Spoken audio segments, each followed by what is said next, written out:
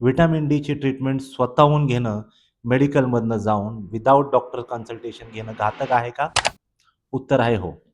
Vitamin डीचे ट्रीटमेंट्समध्ये sachet जे 60,000 युनिट्सवाले जे सॅशे असतात, त्याचं नाव कोलेकॅल्सिफेरॉल. बरेच लोकं अप्राईज बरं वेगवेगळ्या ब्रँडचे स्वतःहून घेतात.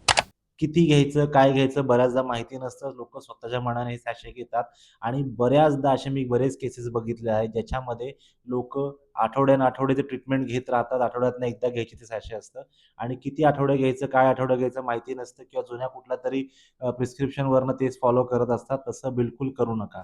कारण कॉम्प्लिकेशन झाले, व्हिटॅमिन डी टॉक्सिसिटी झाली, तर ते घातक ठरू शकतं. त्याच्यावर किडनीवर सुद्धा इजा होऊ शकते.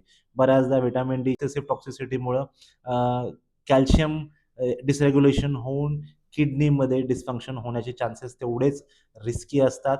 त्यामुळे व्हिटॅमिन डीचे जे सॅशे किंवा व्हिटॅमिन डीचे 60,000 केची वन्स अ वीकची ट्रीटमेंट आहे. तर कुठलीही ट्रीटमेंट आहे व्हिटॅमिन डी संबंधित तुम्ही डॉक्टरांना विचारल्याशिवाय करू नका.